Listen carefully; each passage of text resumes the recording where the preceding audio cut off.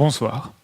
Nous sommes jeudi, fin d'une semaine bien chargée, sans doute pour vous comme pour moi, et donc certains d'entre nous sont sans doute, et c'est bien légitime, un petit peu fatigués. Mais détrompons-nous.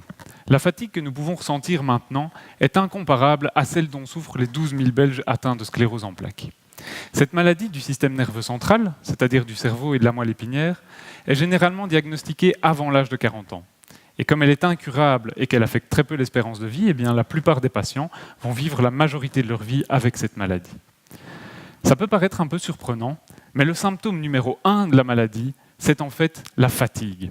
Une fatigue qu'on va qualifier de pathologique, parce qu'elle va être beaucoup plus intense que celle que vous et moi pouvons ressentir maintenant, parce qu'elle va avoir des conséquences sur le quotidien des patients qui vont être importantes, sur leur travail, leur vie de famille, leurs loisirs, et parce qu'elle ne va peu ou pas diminuer avec une bonne sieste ou une grosse nuit de sommeil.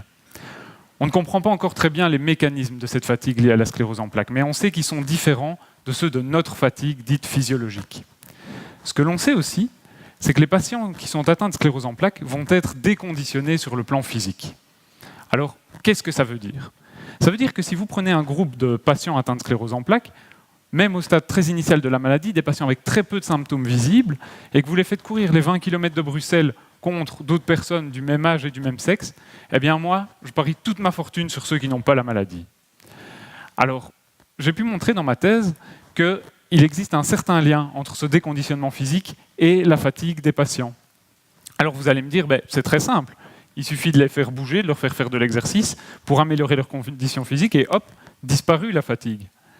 Mais malheureusement, ce n'est pas si facile que ça, car il existe chez ces patients de nombreuses barrières à l'application d'un exercice efficace, c'est-à-dire régulier et prolongé.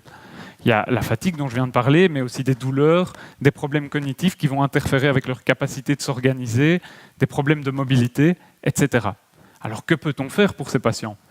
Dans ma thèse, j'utilise des technologies de télécommunication pour aider les patients à sauter ces barrières grâce à un programme dit en téléréadaptation.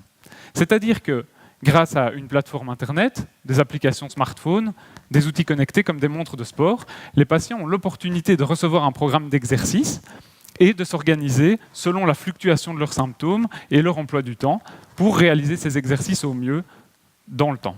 Ils peuvent aussi entrer en contact avec des thérapeutes qui vont adapter ces exercices et motiver les patients.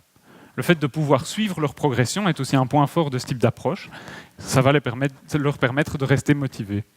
Alors, on espère avec cela intégrer de l'exercice dans la routine des patients pour améliorer leurs conditions physiques et leur permettre éventuellement de courir les 20 km de Bruxelles en terminant par un « même plus fatigué ».